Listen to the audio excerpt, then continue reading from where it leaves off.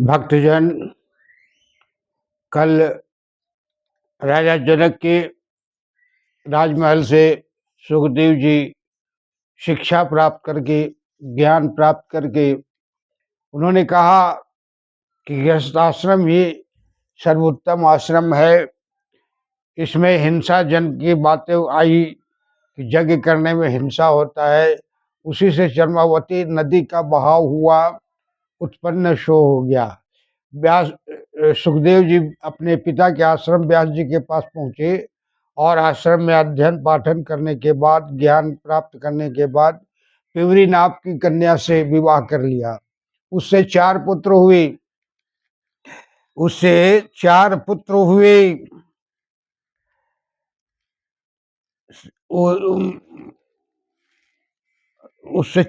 हुए कृष्ण, गौरप्रभा, भूरी, देवश्रुत।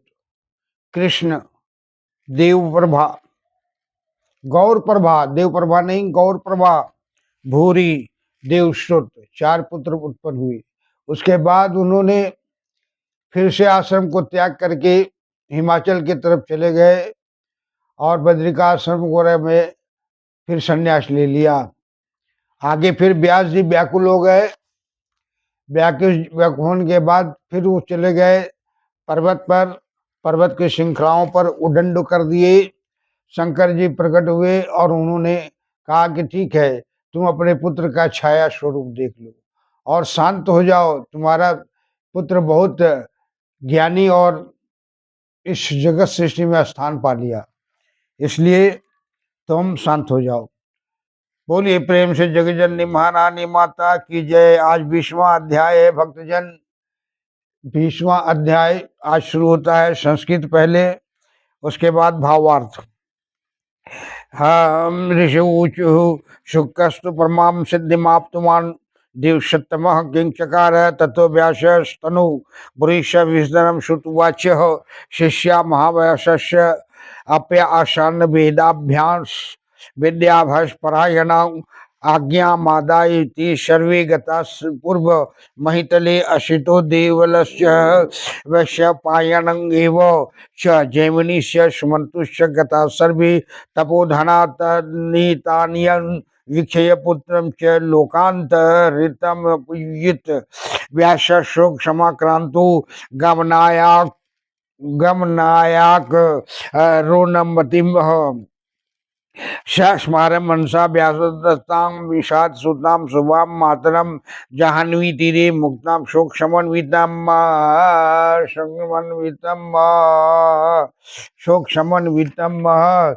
स्मृत्वा सत्यवती व्यास त्यक्त्वा तं पर्वतोत्तमम् आजगाम महातेजा जन्मस्थानं शोकं मुनिः दीप्यं प्रापयत्याय प्रप्रेक्षं त्वं गता शबरानना निषादास्ति समाजातु व्यर्था राज्ञे तु कन्यका दासराजो अश्वी संपूजयं व्यासं प्रीति पूरः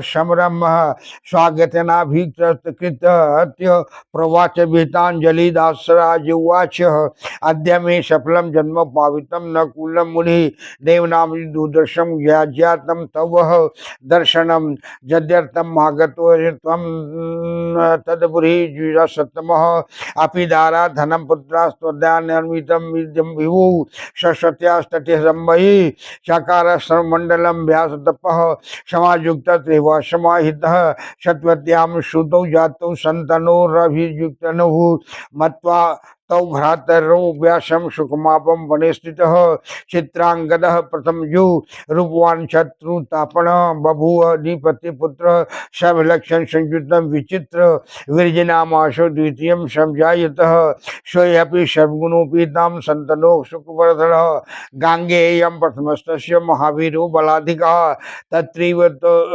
सुतौ जातो सत्यवत्यां महाबलौ शन्तनुस्नानान् सुतान् वीक्ष्य निश्चय सर्वलक्षण संयुतानाम अस्ताजाभ्याम आत्माम नानाम देवादीनाम महामणः अथ कालीन कियता संतनु काल पर्यायात तत्याज देह धर्मात्मा देहि जीर्ण विवाम्बरम काल धर्मम गते राज्ञै भीष्मं चक्रे विधानतः पेतृकार्याणि सर्वाणि दानानि विविधानि च चित्रांगत ततो राज्यै तथा स्थापयामाशं विरजमानं स्वयं न कृतवान् राज्यं तस्मात् देवव्रतो अभवतं चित्रांगतसु विरजेन प्रमत्तः परम दुःखदः बहु बलवान् वीरः सत्यवत्यां आत्मज शुचि अथे कदा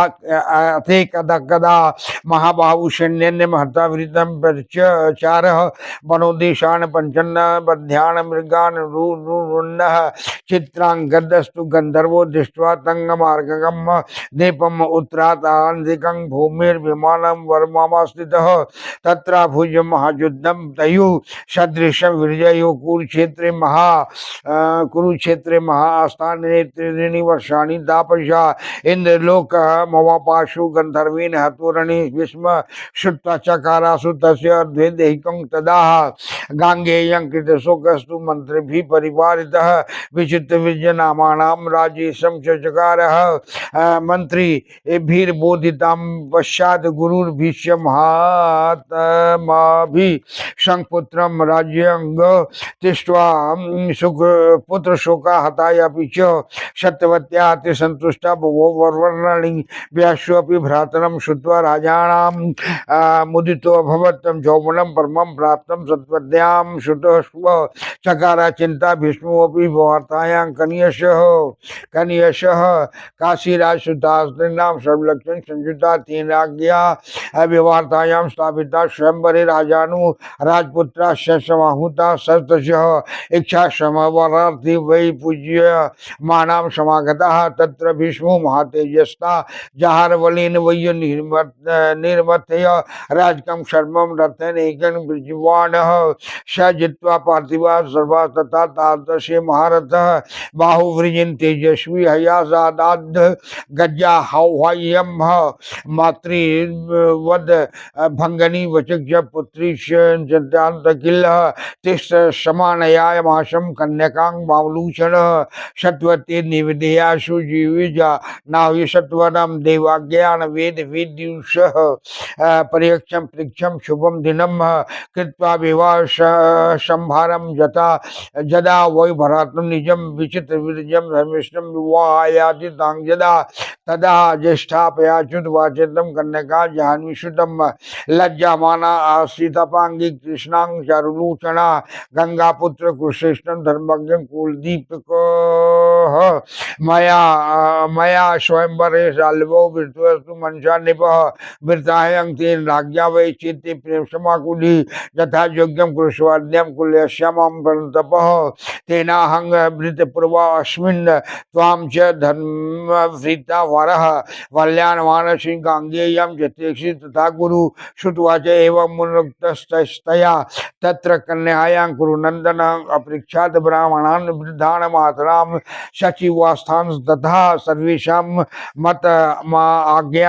मातमाम् आज्ञाय गाङ्गेयं धर्मितं गच्छति कन्याकां पराः यथा रुचिवरानने विसर्जितार्थयथ सा तेन गतः शाल्व निकेतनमः उवाच तं वरारोहं राजानं मम शिवयुद्धं विनिर्मुग्धोऽसि स्मेर तन्न मनस्केति धर्मता आगता श्री महाराजं गिरा अनाद्यंकरं मम धर्मपत्नी त्वाद्यांतं भवानीं शब्दं चिन्तयतु अशी मया पूर्वं त्वानां नात्र संशय शाल्वोवाच्यः गृहीतां त्वां वरारोहि भीष्मेण पश्यतु मम रथे संस्थापिता तेन न गृशंकरं तव परोचिष्टां च कन्यां गृह्णाति मतिमानरः अतोऽहं न गरिष्यामि त्यक्त्वा भीष्मेण मातृवतः रुदति विलपन्ति कृत्वा तेन महात्मनां पुनर्भीष्मं समागत्यं रुदति च एतद्बभृतहं शाल्वो मुक्तां त्वया वीरं न गृह्णाति गृह्णान् मां धर्मगयोषि महाभागं श्यामानि यथा यम विष्णुवाच अन्यः चितांकतां द्वां वै गृह्णामि वरवर्णानि पीतरं स्वयं वरारोहि व्रजं शीघ्र निराकुला यथोक्ता स तु भीष्मणेन जगाम वनमेव हि तप से चकारम द्विजने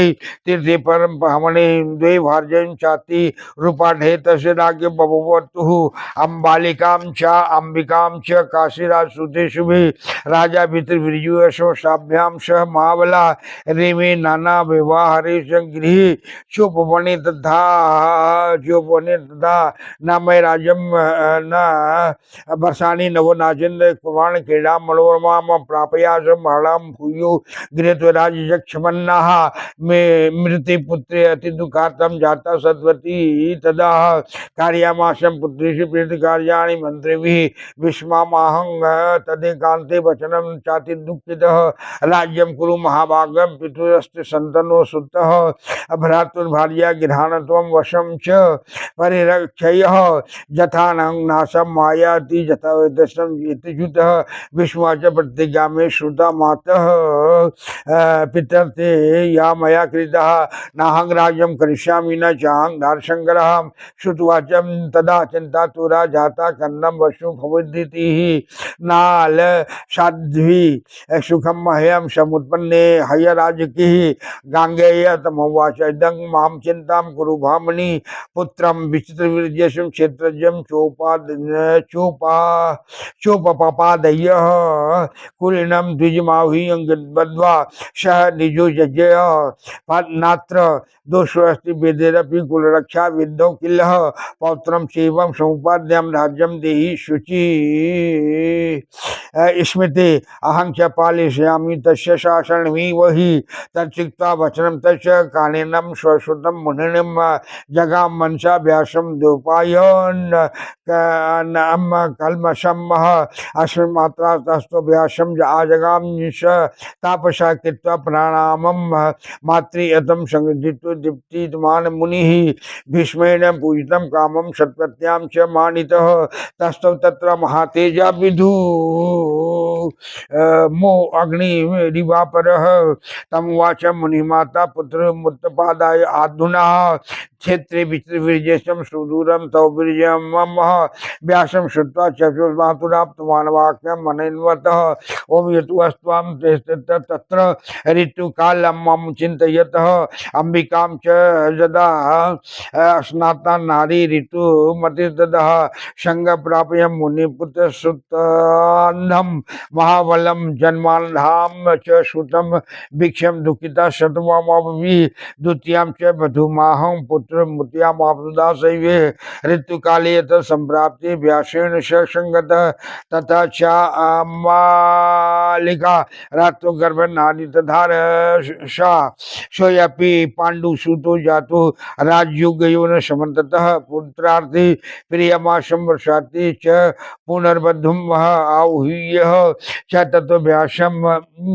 सम्प्रार्थयं सत्तममः प्रेक्ष्यमाशं रात्रो स स्नानाङ्कारम् उत्ममः न गता च वधुस्तत्र प्रेष्या सम्प्रेषिता तया तस्यां च विदुरो जातो दास्यास्यां धर्मा शतशुभ एवं व्यासेन ते पुत्रा धृतराष्ट्रसाहृदयः उत्पादितां महावीर्यं वंशं रचन हितविः एतत्त्वं सर्वाख्यातं तस्य वशमुद्भवं व्यासेन रक्षितो वंशो भ्रातृ धर्मविदानज्ञः जय जय जगज्जननी जगदम्बा भवानी श्रीमद्देवी भागवत महापुराण की जय जय जय जोग माया महामाया की जय जय जगज्जननी जगदम्बा की जय जय जय जगज्जननी जगदम्बा की जय। व्यास जी अस्थिर हुए। अब जो है 20वां अध्याय में प्रवेश करता हूँ। सूत जी बोले कि व्यास जी के जो वेदाभ्यासन परायण शिष्य थे आज्ञा लेकर वे सब ही पहले धर्म प्रचारार्थ महितल में विचरने गए। असित देवल वैशंपायन जैमिनी जैमिनी सुमंत यह सब तपोधन गए। इस प्रकार उनको गए देख और सुखदेव की परम गति विचार व्यास जी ने महात्माओं के विरह से व्याकुल हो जाने की इच्छा की। मन में व्यास जी ने उस श्रेष्ठ विनिषाद कन्या का स्मरण किया जिसको गंगा के तट पर शोक से युक्त देखा था। यद्यपि वह पराशर के स्पर्श से मुक्त रूप थी। इस प्रकार व्यास जी सत्यवती का स्मरण कर इस पर्वत श्रेष्ठ को छोड़कर वे महातेजस्वी मुनि अपने जन्म स्थान में आए और द्वीप में आकर निषाद से पूछा कि वह श्रेष्ठ कन्या कहाँ गई। तब निषादों ने कहा वह तो राजा संतनु को प्रदान कर दी गई। फिर दासराज ने व्यास जी की बड़ी प्रीति से पूजा की, स्वागत से सत्कार का कर हाथ जोड़ बोला। दासराज बोले आज मेरा जन्म और कुल पवित्र हुआ, जो देवताओं को भी अगम्य तुम्हारा दर्शन मुझे हुआ है, प्राप्त हुआ है। हे द्विश्रेष्ठ, जिस निमित्त आप आए हो सो हमसे कहिए। दारा धन पुत्र ये सब तुम्हारे अधीन है। तब व्यास जी ने सरस्वती के किनारे अपना आश्रम बनाया और तप करने को वहां ही स्थित हुए। बड़े कांति वाले संतनु राजा से सत्यवती के दो पुत्र हुए, संतानु से दो पुत्र हुए। यह सुनकर व्यास जी ने मन में सुख माना और तप करने लगे। उन पुत्रों में पहला रूप यौवन संपन्न चित्रांगद सब लक्षण से संपन्न था। चित्रांगद और दूसरा राजा का पुत्र विचित्रवीर्य था। वह यह सब गुणों से युक्त संतानों का आनंद बढ़ाने वाला था। और गंगा से राजा के बड़े पुत्र महाबली भीष्म जी उत्पन्न हुए थे और इसी प्रकार सत्यवती से दो पुत्र उत्पन्न हुए थे। संतनु उन सब लक्षणों से युक्त पुत्रों को देखकर अपने को देवताओं से भी अजय मानते हुए फिर कुछ समय उपरांत संतनु कलवित हुए। उन महात्मा जी ने जीर्ण वस्त्र के समान अपने देह को त्याग दिया। राजा के काल धर्म को प्राप्त होने पर भीष्म ने राजा के सब प्रेत कार्य करके अनेक दान दिए और उन महाबली ने चित्रांगद को राज्य में स्थापन किया और स्वयं राज न किया। कारण कि सत्यवती को पिता के साथ विवाह ने के विषय में दासराज से प्रतिज्ञा कर ली थी कि मैं विवाह नहीं करूंगा। इस देवव्रत का पालन करने से वह देवव्रत कहाई। सत्यवती का पुत्र बड़ा बलि वीर सुचि चित्रांगद बीज से मत को दुष्टों को दुख देता हुआ एक समय वह महाबाहु बड़ी सेना साथ ले मृग और बद्ध जीवों और वन स्थानों को देखते विचरने लगा। चित्रांगद गंधर्व ने उस राजा को जाता देख भूमि के निकट अपना विमान उतारा और वहां उन दोनों समान बलियों का बड़ा युद्ध हुआ। वह युद्ध 3 वर्ष तक कुरुक्षेत्र के वनों में हुआ। हे ऋषियों, तब गंधर्व से मृत्यु को प्राप्त हो राजा इंद्रलोक को चले गए।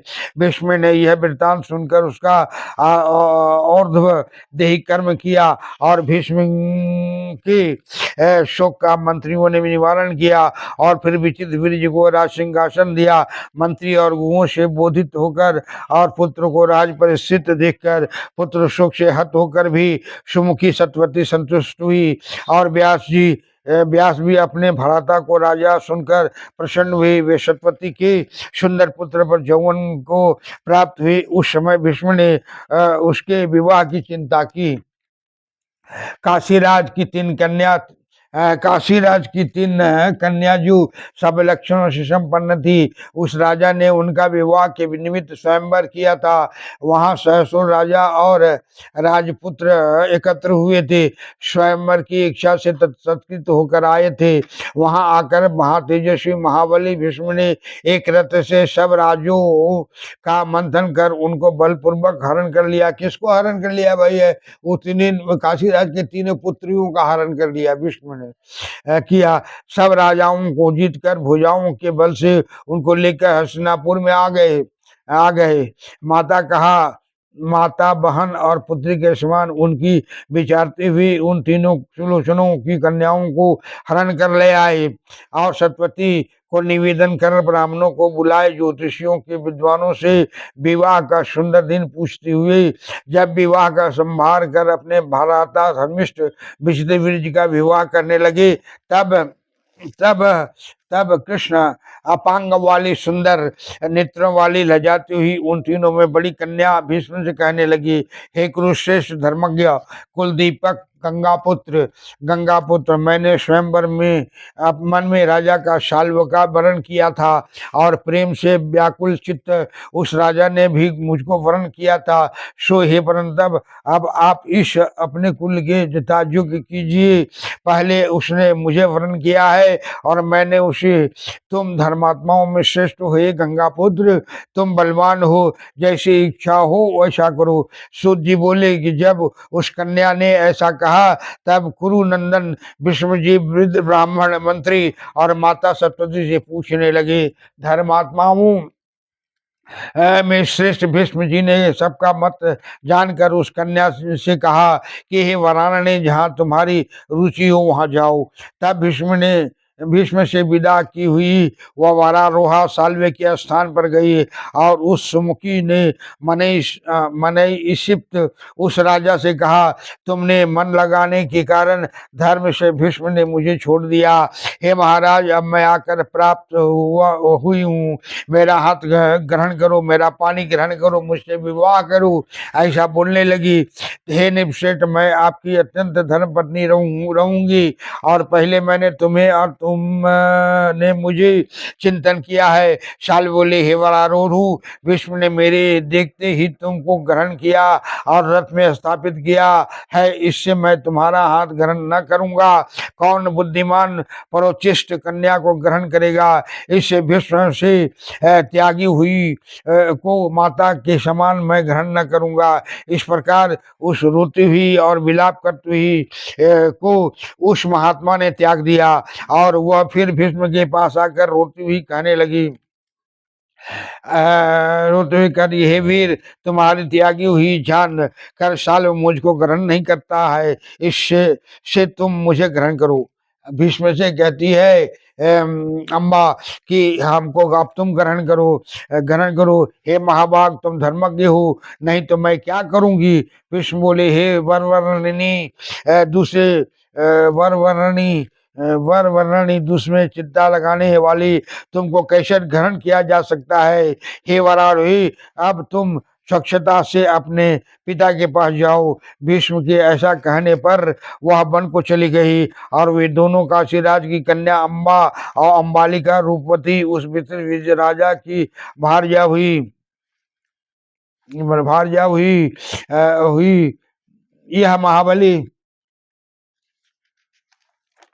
यह महाबली राजा विचित्रवीर्य उन दोनों के साथ घर और उपवनों में अनेक विहारों से रमन करने लगा। वह राजा 9 वर्ष तक उनके साथ मनोहर क्रीड़ा करता हुआ राज्य जक्षमा रोग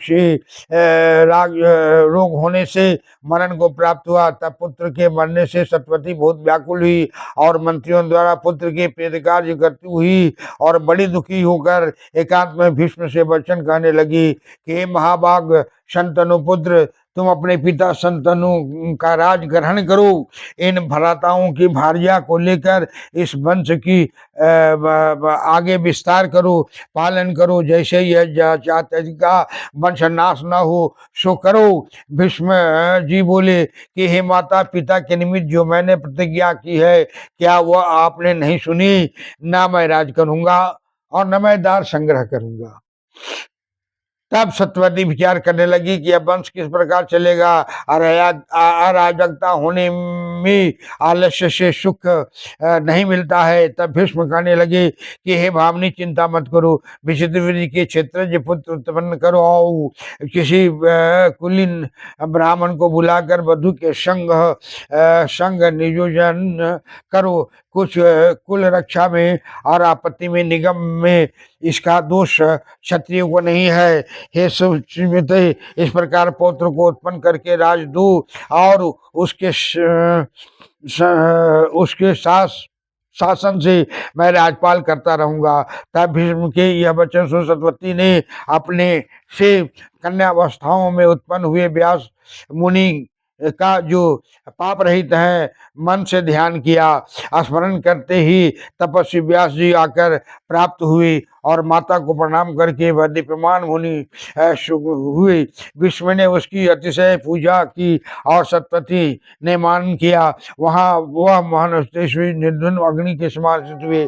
जब भीष्म ने वहां से काशीराज के पुत्रियों को हर के लाया तो तीनों पुत्रियों के साथ दो का विवाह विचित्र विधि से कर दिया और एक अम्बालिका अम्बा चली गई वन में तपस्या करने लगी। वह उसको शाल्व ने भी ग्रहण नहीं किया। इस प्रकार प्रीत होने के बाद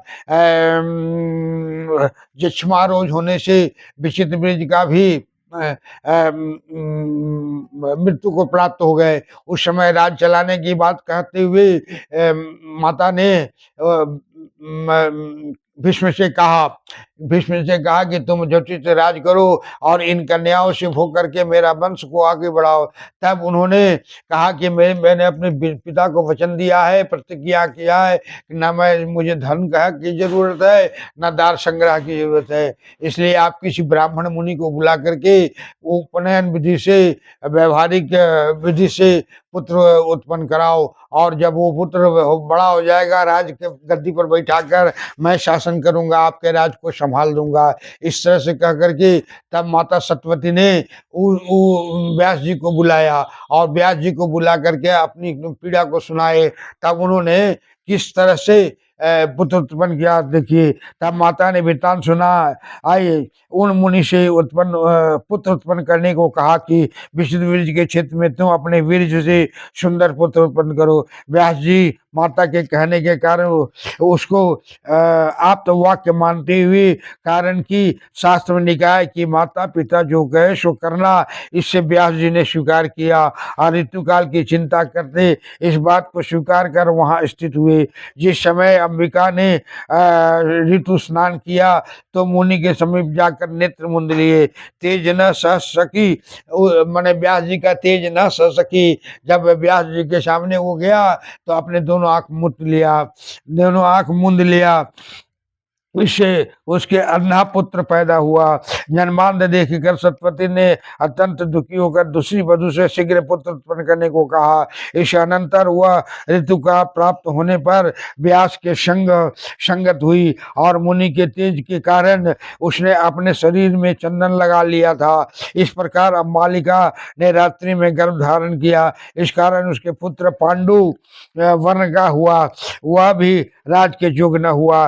फिर 1 वर्ष के उपरांत सत्यवती ने पुत्र के निमित्त वधु की प्रेरणा की। फिर मुनिश्रेष्ठ व्यास जी को बुलाए और उनकी प्रार्थना करके रात्रि को उसके शयनागार में प्रेषण करती हुई। उसके तेज के कारण वधु वहां न गई। उसने दासी को भेज दिया। उस दासी में धर्म के अंश से शुभ विदुर जी उत्पन्न हुए। इस प्रकार व्यास जी ने धृतराष्ट्र के 3 पुत्र बड़े बलि वंश की रक्षा करने को उत्पन्न हुए। हे पाप रहितो, आप लोगों ने इसे यह सब वंश को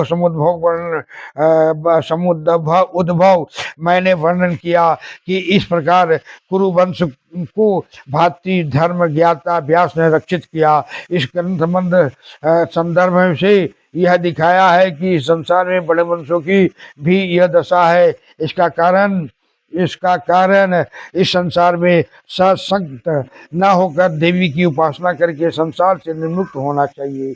बोलिए प्रेम से शंकर भगवान की जय। माता जगत जननी दुर्गा माता की जय। इस कारण इस संसार में सशक्त न होकर देवी की उपासना करके सबसे होना चाहिए।